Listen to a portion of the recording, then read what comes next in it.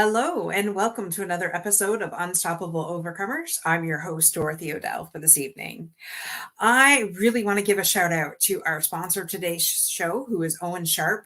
He has just created his very first children's book, The Great Flood of Bovenland, for ages 3 to 6. So if you have a child or a grandchild that is of age 3 to 6 that loves adventure and some education, you definitely want to get your hands on this starting November 1st, where all books are sold. So that would be Amazon, Barnes and Noble. So with that, I just really want to thank our guest today, Mr. Gregg Martin. Welcome to the show, Gregg.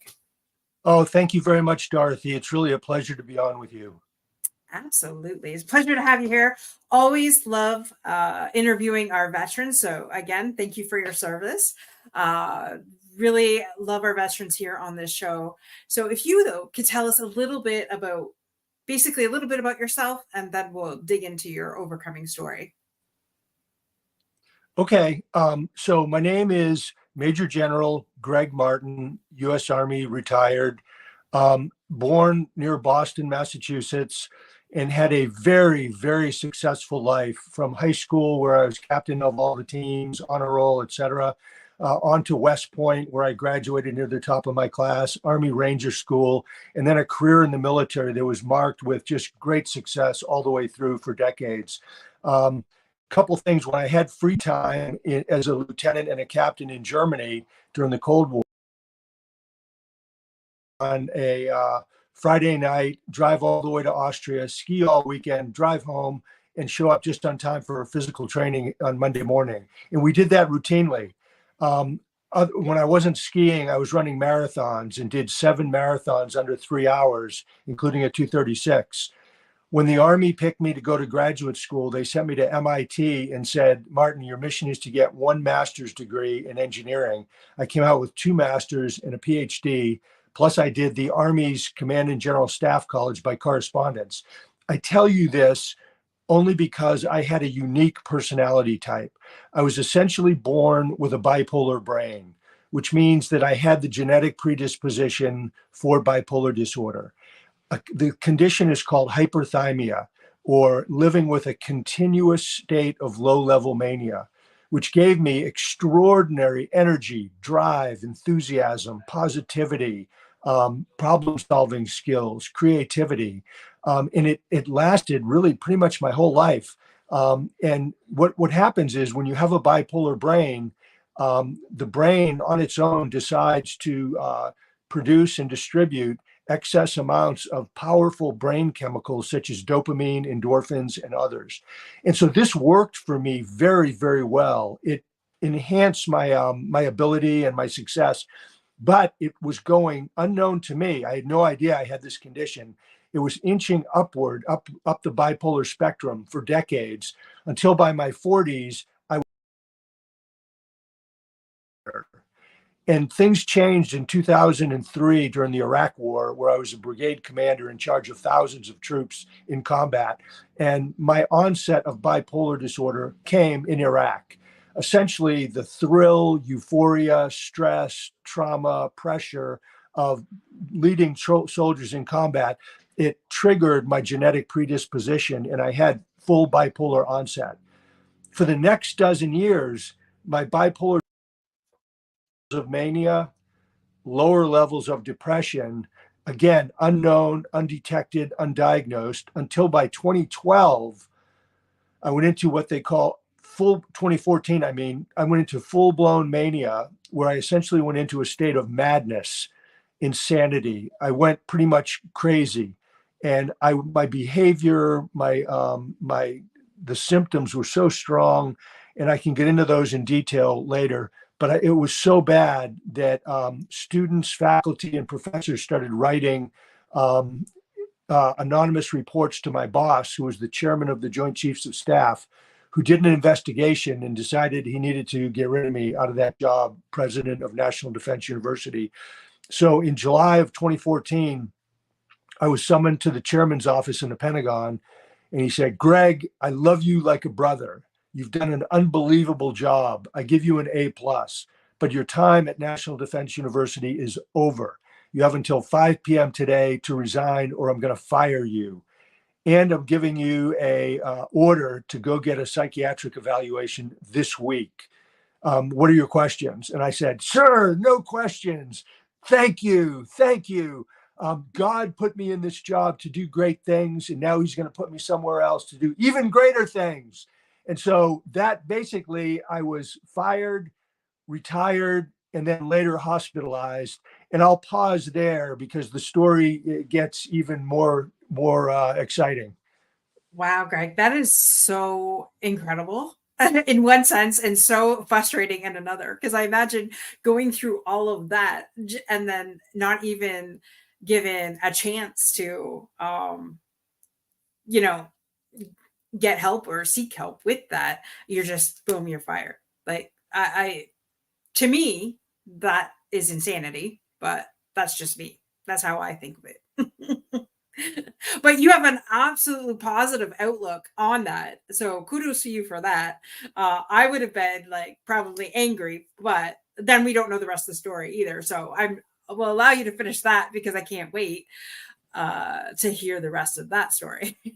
Okay. So the reason it didn't phase me at all is that I was in a state of very high level mania where, I mean, I felt like the smartest person in the world, felt like I was Superman, bulletproof. Nothing can stop me. I not only am the smartest, I have the keys to world peace. I had this vision that God had appointed me, like the Apostle Paul, to transform the US Department of Defense. I started having hallucinations and delusions that people who didn't cooperate with me were out to get me and get me convicted, arrested, put in jail, where I'd be lose all my benefits from my wife and be murdered. I thought I was being followed, videotaped, etc. I started having hallucinations that I could fly, that I could see the Holy Spirit. I started talking longer and longer, more and more, sometimes hours at a time. I started forgetting completely about meetings and events that I was supposed to be at. I would have flashbacks that I was back in combat in Iraq. I'd have hallucinations that the people who were resisting me, their faces, they would turn into rats and snakes. And I had hallucinations that demons attacked my house. And then I repelled them with Bibles and crosses and holy water. So I really was in a state of insanity. And I wasn't even phased when I basically got fired. But over the net, when I went in and got not one, but 3 psychiatric evaluations over those next couple of weeks. And the first one I got, they said, you're fit for duty. There's nothing wrong with you. And so the doctors were totally wrong. So they sent that over to the Pentagon, and the Pentagon said, no, get another evaluation. So the second one, same thing. They said, we don't believe it. Get another one. And so the third one, finally, they also said, you're fine. There's nothing wrong. So then I thought that this was proof that my delusions were true, because if the doctor said I was fine, then there must not be anything wrong with me. So the people who said I was mentally ill must have been plotting against me. So I went from this very happy, jovial level of type of mania to anger, bitterness, rage. And that went on for about a month. And then I spiraled and crashed into horrible, hopeless, crippling depression with terrifying psychosis of my own death. And then finally, by November, a few months later, I was in such bad shape that I took myself into the doctors because I knew there was something wrong. And I went in and said, hey, there's something really wrong with my brain. Help me find out what it is. And then at that point, they were able to put the pieces together, get more collateral information, and make the determination that I had bipolar disorder type 1 with psychosis. And I was really grateful that the doctors got the diagnosis, because then I said, okay, I know there's something wrong. There's a cause for this. Now I know what it is, and I can start, working on it and getting better. Wow, that is incredible. Like to be at that level of quote unquote insanity, but still have the cognizance to keep going. Like that is, and not stopping at the first know nothing's wrong with you, because clearly you knew there was something going on. Because nobody, I'm not going to use the word normal. Nobody that does not have bipolar does not have those conditions. So, for you to be able to just pick up the next step and continue on, that's amazing. And thank you so much for clarifying, what bipolar disorder really is, because, a lot of people just think, oh, that person's going crazy. But if you really don't know what to look for, um, you know, number one, we shouldn't just deem somebody, judge them, and then let them go. We should be able there to help them. And so I'm glad that you definitely got the help that you needed, and still being alive to tell about it. Because if you're having hallucinations, I could just imagine what that could have led to. Yeah, those you raised some really good points. I mean, so basically, what bipolar disorder is the person has a sick brain. The brain is functioning in a way that is not healthy, and so essentially, when the brain decides I want to go into mania, it starts to produce and distribute, massive amounts of these powerful chemicals that then propel you into a state of mania, which is very, very dangerous. Oftentimes, mania leads to, loss of marriage, loss of family, loss of finances because people spend money recklessly. They do reckless, dangerous, destructive things, leads to addictions, homelessness, incarceration, and death. And then suicide is kind of the opposite, or depression is the opposite of that. But I could easily, within my mania, not only have been killed or incarcerated for some of the things I've described, but it's not uncommon for people to die of a heart attack or a stroke because the pressure and stress on the organs is phenomenally high and oftentimes kills people. But in depression, the brain does just the opposite. It decides, okay, I've had enough mania. Now I'm going to go into depression. And it starts throttling back on the production and distribution of these same chemicals. And so they essentially dry up. And so all your energy and enthusiasm and drive and interest all go away down to near zero. And you're just living in a hopeless, miserable, hellish, horrible state where you can virtually do nothing. You can hardly do anything. And so that's kind of the nature, the up-down nature of bipolar disorder. Right.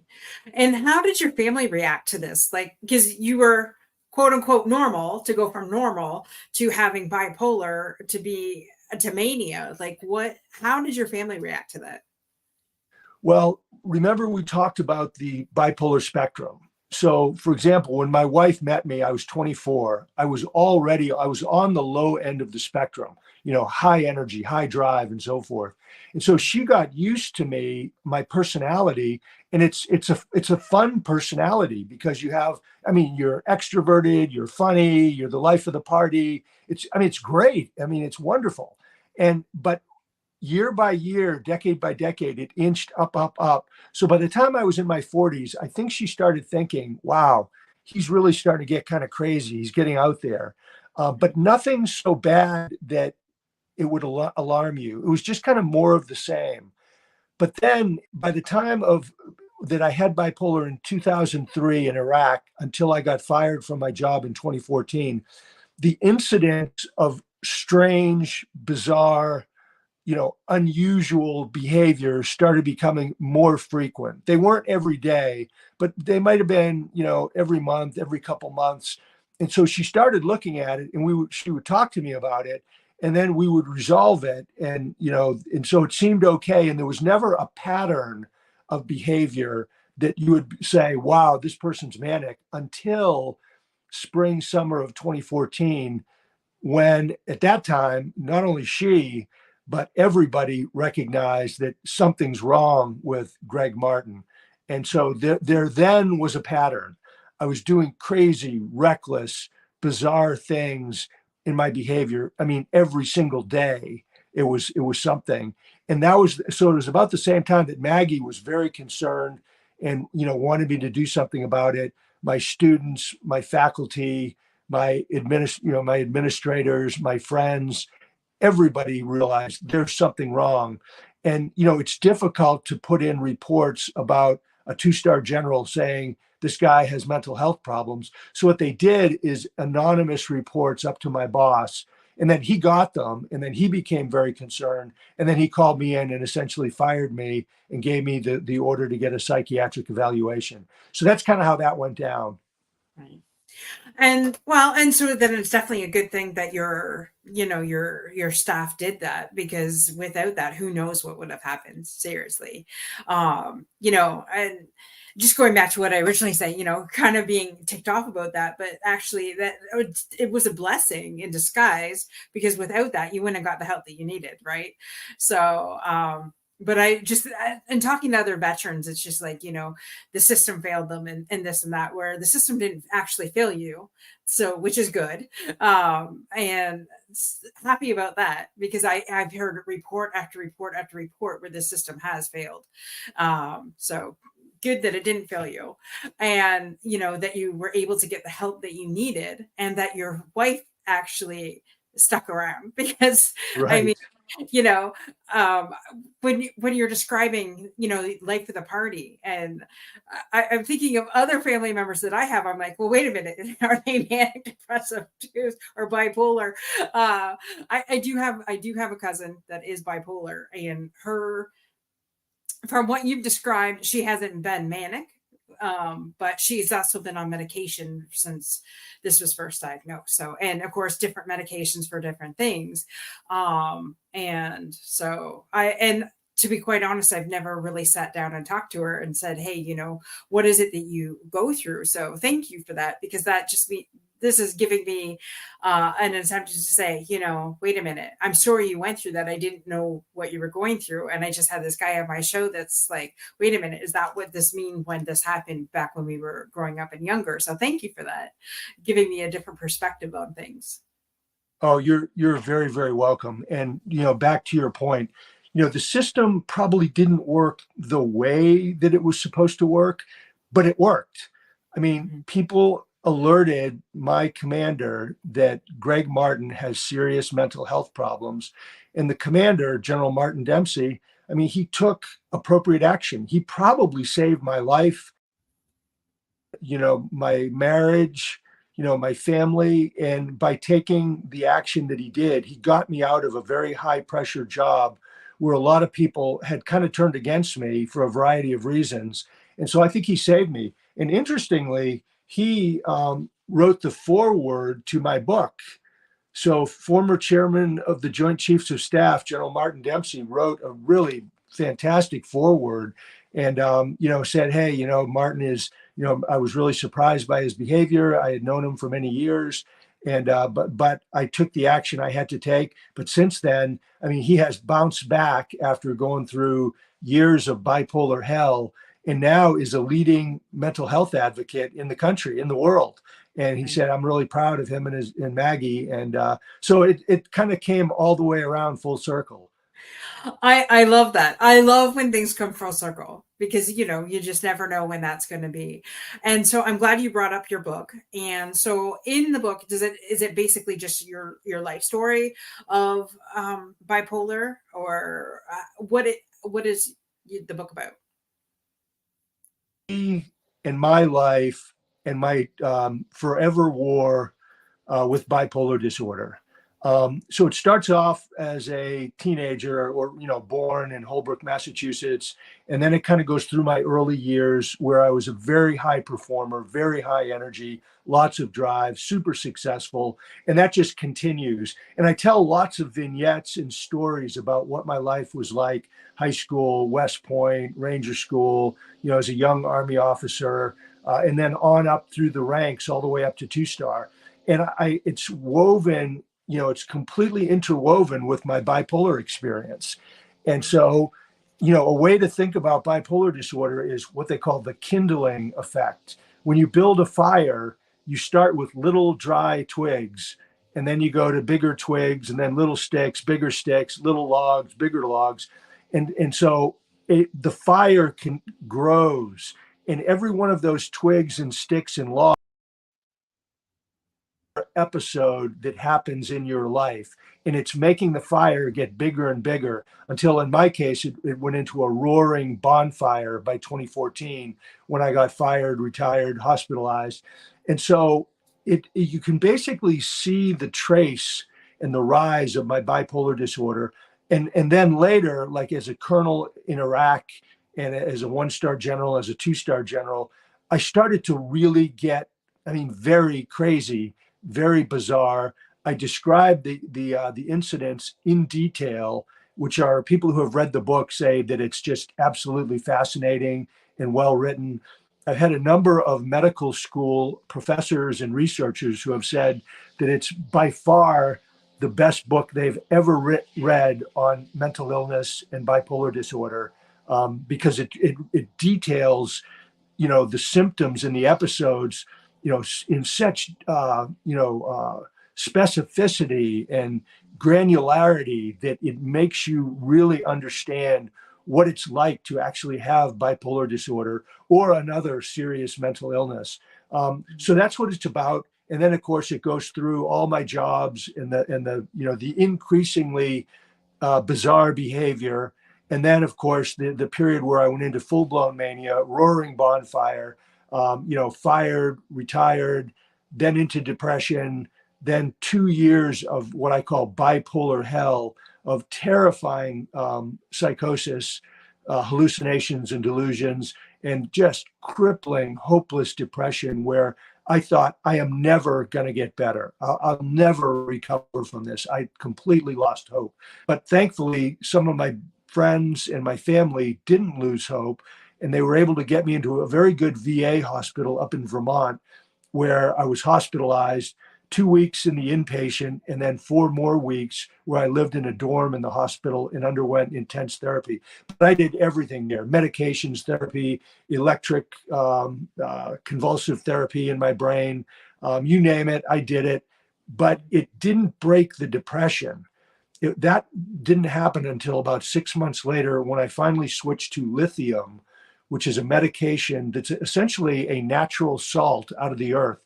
And once I went onto lithium, my depression and the psychosis just lifted. They went away. And I started feeling like my own self.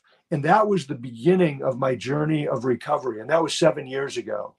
And during that 7 years, I've really rebuilt my life, developed a whole new life, moved from New England to Florida. And it's been great. It hasn't been easy. There have been bumps in the road. There have been incidents that were dangerous, that could have led to a relapse of bipolar, but I'm fortunate and it hasn't happened yet. So I'm staying healthy, and I'd be happy to talk about, my recovery or anything else you want to cover. Right. Well, I'm glad you brought up, what it was, because what that would have been my next question was, how did you get past the mania? Like, what was your healing moments, or things that you did? But you said, like the shock therapy and stuff, but the lithium is what got you turned around. And I love that it was a natural, basically like a natural product that got you turned around. So I love that fact. I'm trying to go more natural as they get older instead of, the big pharma. I'm not a huge fan of medication, but that's just me. And people got to do what they got to do. As somebody who has suffered depression before, I know the medication did not help me. So I kudos to you for finding what works and sticking with that. And Mm-hmm. I just have, so you said, basically when you got to Iraq, it was the triggering point. Do you think it was and you alluded to it, but I just wanted to ask this anyways, like, so getting to Iraq and being in that high pressured, we're at war now. Do you think that was the catalyst for the trigger that sent off the mania? Yes. And that's, it's the opinion of the Veterans Affairs and the Department of the Army Medical Board. So both of them did, independent of each other, they did an assessment, how did this general come down with bipolar disorder and serve all these years as a high ranking officer with a serious mental illness? How did this happen? When did it start? How did it, trace itself? And so they both came to the conclusion that it was the war that triggered it. And it was a number of things. During the months before we deployed to Kuwait, it was so intense, the preparation, the training, the readiness, all the things you have to do to get ready to go to war. That was super intense, very stressful. Then we went to Kuwait, and then more training, more readiness, more rehearsals, and so forth. And then by the time we attacked across the border, all that off my shoulder, and I felt like I was on cloud nine. I felt like that I was Superman. Mm-hmm. Sorry, folks. We're both experiencing some bad weather here. It must be problems on the battlefield. I would be able to see problems on the battlefield before anybody else did, and then I would solve the problems before anybody knew there was a problem. My energy levels were through the roof. I was all over the battlefield, pretty much felt bulletproof, fearless. And so, and I was mostly euphoric and just thrilled by the experience. But it was all of that together that triggered into real bipolar disorder. From this hyperthymic personality, it went into real, no kidding, bipolar disorder with real mania, real depression. And I was kind of lucky. Most of my time with bipolar disorder has been in the manic level. And that's probably because of this hyperthymic personality where I tend towards mania, happiness, and so forth. And then you asked, how did I go into depression? Well, in 2014, remember, I had been most for months and months, if not years. And so what goes up must come down. And so my brain just naturally, as part of the bipolar cycle, said, okay, I've been high and manic long enough, time to come down. And it just did it on its own. And it basically just, again, it throttled back on the production of all those chemicals that elevate a person's energy and thinking and everything. And it put me into depression, which lasted for 2 years. Two wow. straight years of depression and I can't psychosis. imagine that. It was, I mean, Dorothy, it was horrible. It was the worst thing I've ever experienced. And all I thought about was death, my own death. I had no interest in anything. I basically, essentially most of the time during the day, I just laid on my back, staring into space, ruminating about every mistake I had ever made, and then torturing myself at what a failure I was. And then I was constantly thinking about my own death, that I was going to be arrested, put in jail, stabbed and murdered, and die face down in a pool of my own blood, gurgling as I died. Wow. I had other visions that I would be grabbed by this invisible force and thrown underneath an 18-wheeler truck, and I would be ripped apart, my arms and legs and head thrown away. And these are called passive suicidal ideations, meaning you're ideating about death, your own death, but you're not thinking about actively doing it. You're thinking about somebody else doing it to you. But the danger is that a passive ideation can morph into an active ideation. And then the next step on an active ideation is to develop a plan and then kill yourself. So that was very dangerous. And that's why the VA brought me into their inpatient facility. First of all, thankful that you're not the statistic, because right now we know that the statistics are 44 die by suicide per day. Veterans die by suicide per day. So thank you for not being the statistic. And I just have to ask, while you were going through those 2 years of depression, because as somebody who's having the depression, that would have been hell on earth for you. But what was that like for your wife to be able, because I mean, she must have known that was going on or something was going on. And as a wife of somebody who hasn't served, but when they get down, I'm just like, whoa, it's hard as a wife to be able to for me to see that, because I'm a fixer, right? I want to fix what's wrong. Not that there's anything wrong, but how did your wife react to that for going through 2 years of depression? It was really hard. And the whole bipolar experience, really upended, not only my life, but my wife's, her life, my kids, the family. And so it was really hard. She wrote a piece in the book that her and the rest of the family all wrote a piece in the book describing their experience with my bipolar disorder. So kind of a testimonial. And so the way she looked at it was, um, that she never decided to leave me because she always thought that I had the will to get better, that I was committed to recovery, even though there were periods where I didn't feel like it and I thought it was hopeless and I'd never get better. Um, Mhm. and I didn't tell her about the passive suicidal ideations. Um, but so she said, described her life as, number one, accepting that I have bipolar disorder, again, a very serious mental illness, and then number two, committing to support me in however she could without babying me or doing everything for me. She wouldn't do that because she thought it would be good for me to get off my back and do some things to help myself. Mhm. And then, but she was helpful, she was supportive, and she said that she just every day would get up and put one foot in front of the other, and she called it the P word for perseverance. She just kept going and never gave up and never quit either on me or herself or the family. She just kept going, and so that was really it. And then finally, after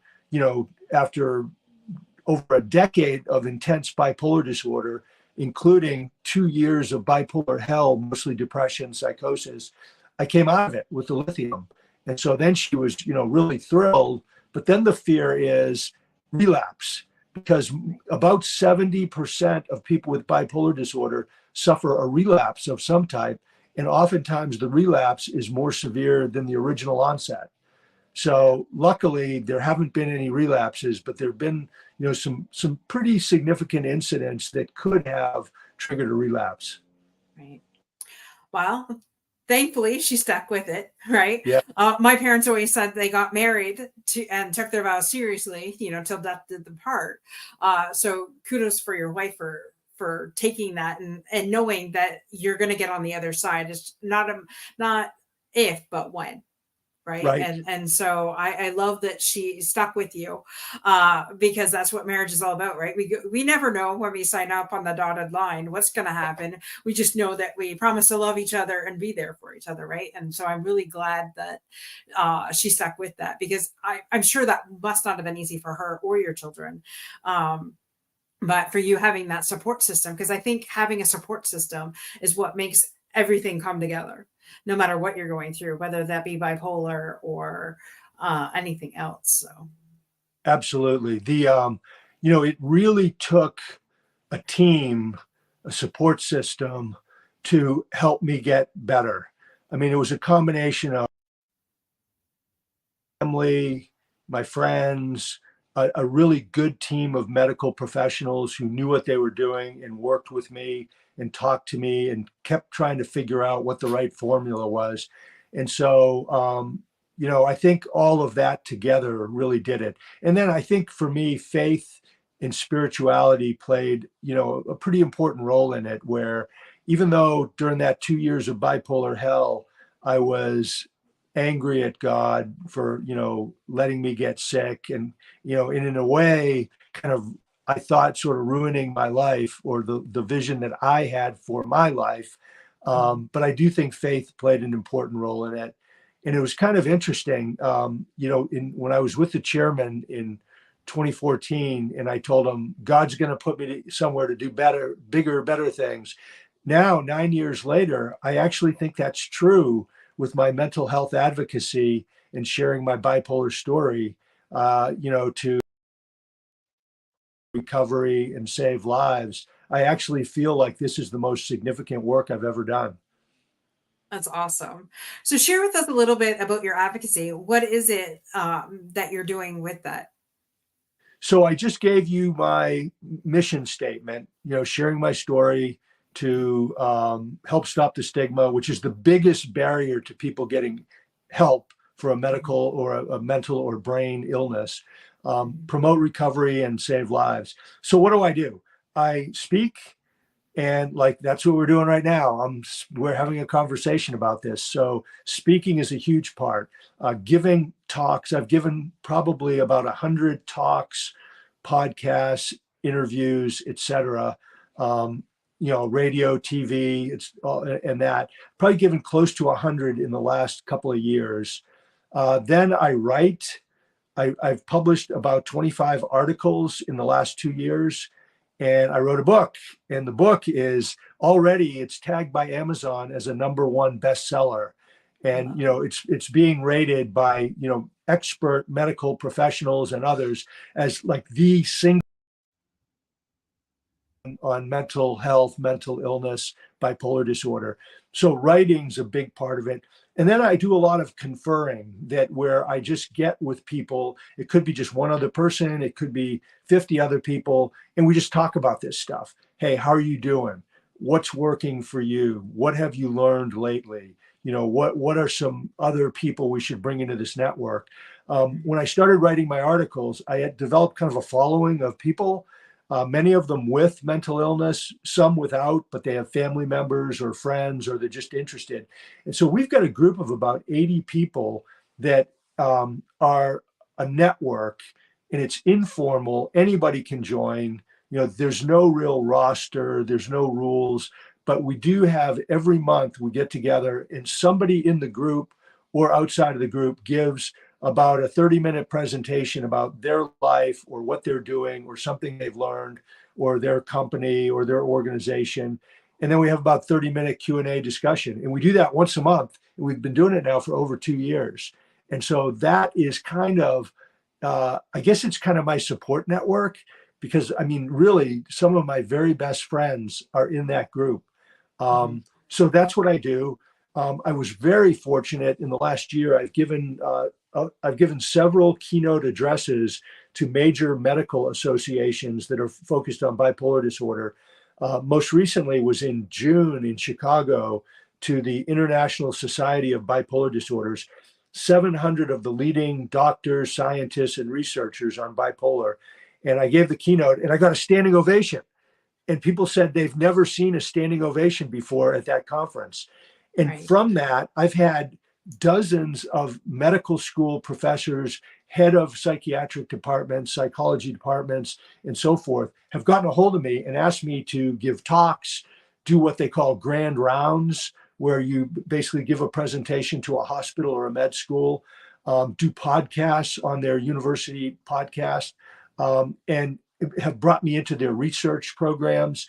And one professor, Professor Alex Liao of the University of Illinois, Chicago, she actually is not only has done all of those things that I just mentioned, but is actually using the book to teach her med school classes. And Wow. I mean, it's really exciting.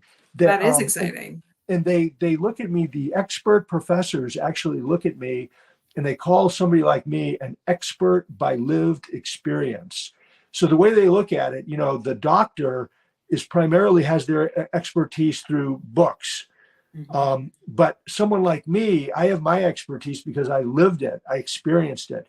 And so what they're trying to do is to join forces together with the professional medical person, with the expert by lived experience. And so that's happening in significant numbers, and it keeps growing. And I keep getting more and more invitations to speak, to do interviews, et cetera, et cetera. So it's really pretty exciting. That is amazing. Congratulations on all that. I want to extend an invitation to you. As we were talking a little bit before we started the show, I am on the board of a veteran organization out in Lakeland, Florida. But I also belong to several other veteran communities, one of which is Angels 14, and my CK, which is my Kansas City. Both are veteran owned. Both are on with Angels 14. They've all been on the show, by the way. Angels 14 was founded by 3 people, two of which Army officers, one of which is a refugee. And so it's an amazing group of people. We get together, veterans and allies, every Friday at noon. We would love to have you. We talk, we're there for camaraderie and connection, basically. And even though I've never served, I do have family members that have served and are currently serving. But I'm there to help and support our veterans in any way, shape, or possible. But that community, not only do I help them, but they give back to me, because I'm telling you, the camaraderie and stuff that is in that, like, it's ironic. Like I said, I always grew up in the Legion with my grandfather and things like that. But there's just something about that community that, like, I've given my heart and soul to, because you guys are so amazing. And when one's down, we're all there to lift each other up. So no matter what. So I would love if you would join us. It's like, again, every Friday, people just show up when they can. It's not, and we're there just for each other. So we'd love to extend that invitation to you, to have you join us on that. And I think you would get a lot out of it, and I know they would get a lot out of you. Well, that sounds great, Dorothy. I'd love to do it. Absolutely. Love that. And where can people get your book? The easiest way is to go to my website and hit www.bipolargeneral.com. And the landing page has got a direct link where you can hit Amazon, Barnes & Noble, the Naval Institute Press. And so that's, I think, is the easiest way, because we make sure that those links are really current and up to date. The other way is to just go to Amazon and put in Bipolar General. And the only trouble is Amazon, early on, they put a corrupt link on their website, and the corrupt link is still there. So sometimes people hit the bad link, and then it says they don't have any books.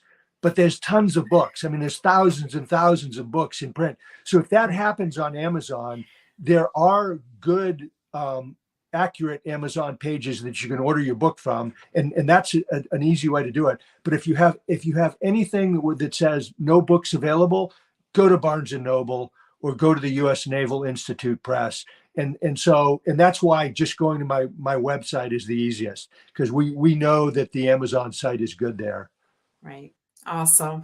So definitely go get your copy today. Yes. Definitely a book that I want to get my hands on. And yeah, so thank you for all that you do. I'm a huge mental advocate myself, mental health advocate. As somebody who lost an uncle to suicide, I know that, by taking that moment when it's the deepest and the darkest and acting on it, instead of just breathing through it and giving yourself another moment. Because sometimes life can be moment to moment. And so for those of you that are listening to this episode and are just really in a dark place, know that there's always hope. Know that just reach out to one of us or reach out to the suicide hotline. And definitely don't take what is in a moment of not thinking clearly and acting on it, to just really taking a step back and taking a deep breath, and surround yourself with people that are going to help you get out of that.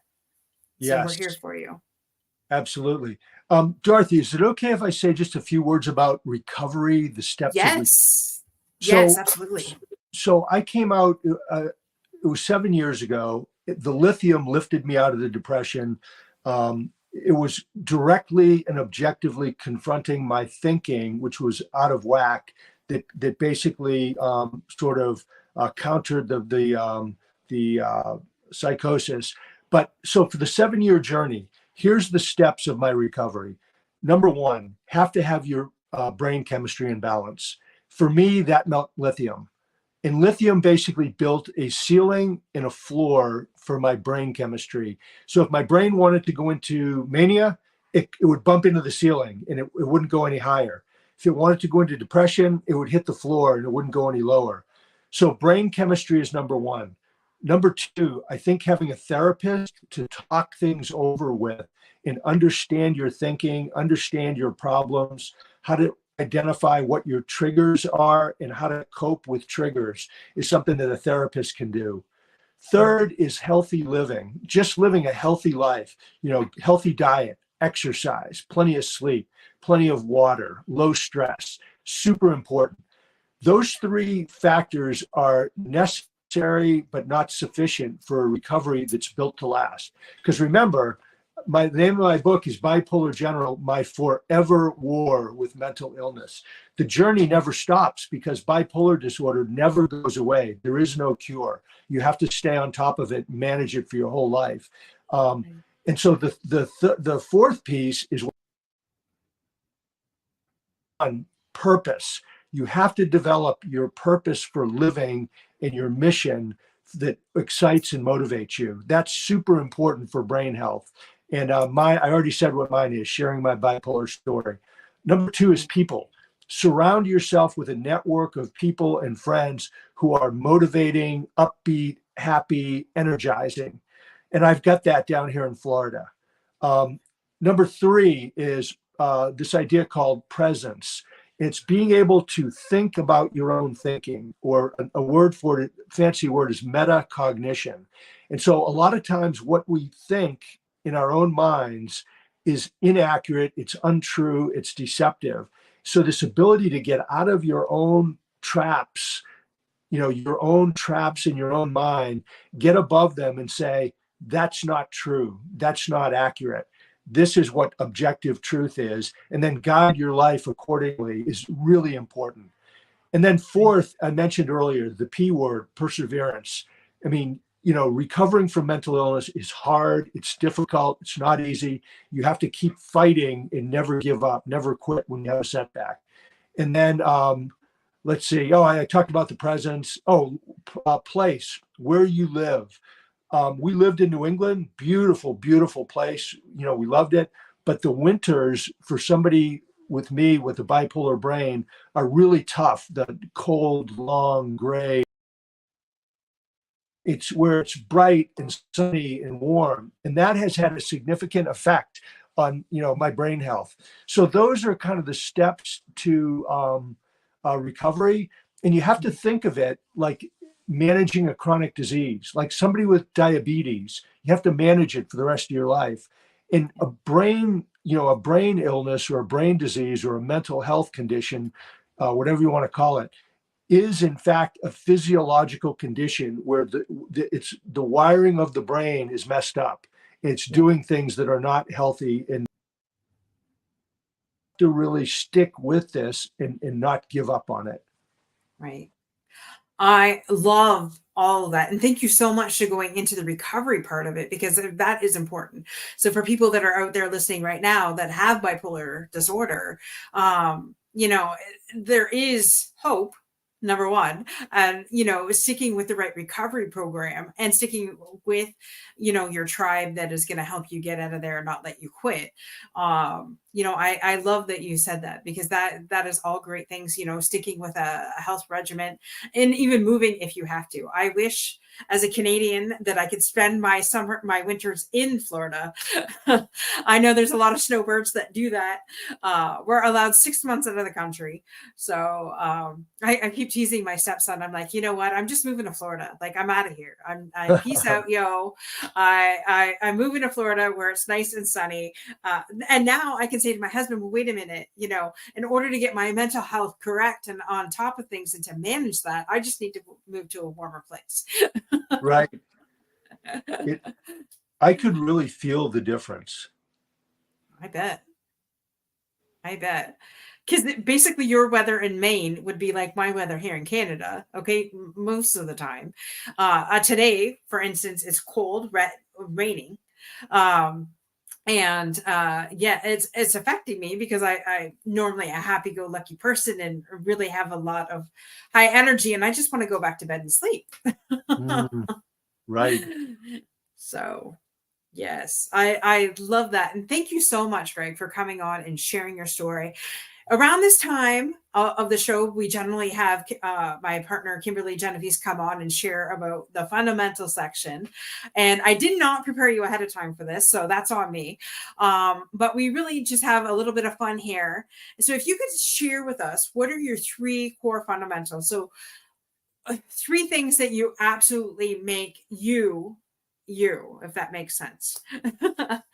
What are the three things that you believe in to have an amazing life?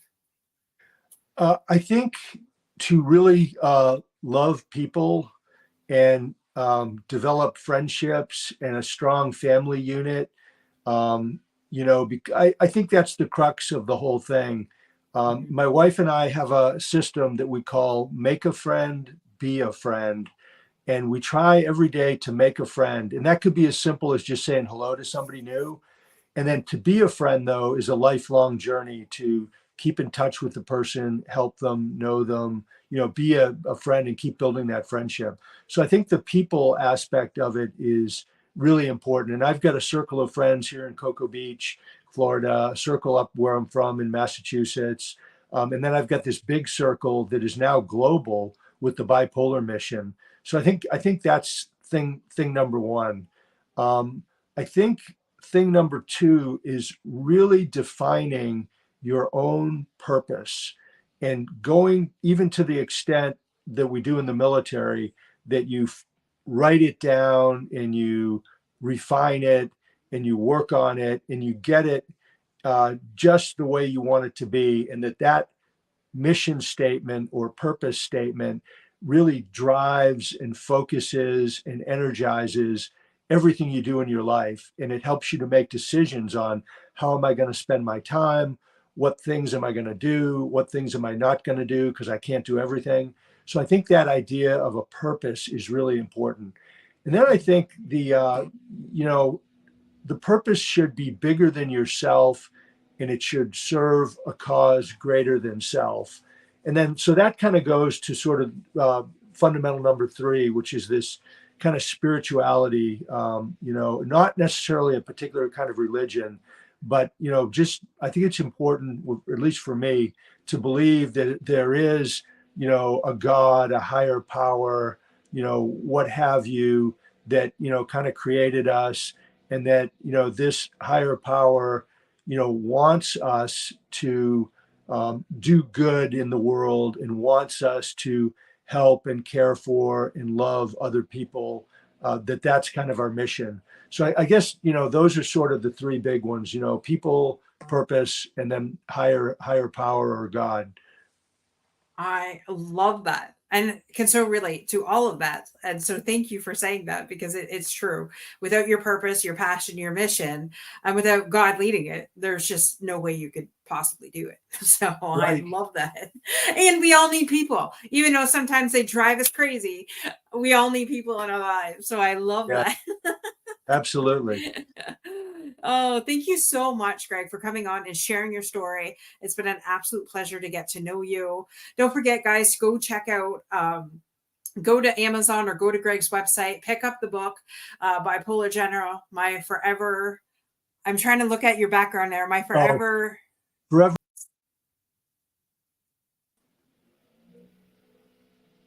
Sorry, it messed up. What was that? It's Bipolar General, My Forever War with Mental Illness. But if you put in Bipolar General, that'll get you to it. Definitely. I love the title. And you had to put the war in there. So I love that. Absolutely love that. And thank you so much for sharing your story, for being an advocate for all those with mental health and with, the veterans that, that could be struggling from the same thing that you have struggled with, and being brave enough to share it so that others know that, hey, if you can get through that, anybody else can. And so thank you for sharing your story. Absolutely, my pleasure. Thank you so much, Dorothy, for bringing me on your great show. I totally appreciate it. Thank you. Absolutely. And is there any last words that you want to leave our viewers with? Just a word on stigma. Stigma leads people to be ashamed and embarrassed of their mental health condition. And stigma makes no sense. It's based on ignorance. People people who don't know better think it's the afflicted person's fault because they lack character, they lack the willpower, they're not a good person. And that's just not true. We know scientifically that mental illness and other brain conditions are physiologically based, just like cancer, they're physically real. And so once you acknowledge that they're physically real, it makes no sense to stigmatize these things. And I think the sooner we can get past the stigma, the more people are going to come in and get help.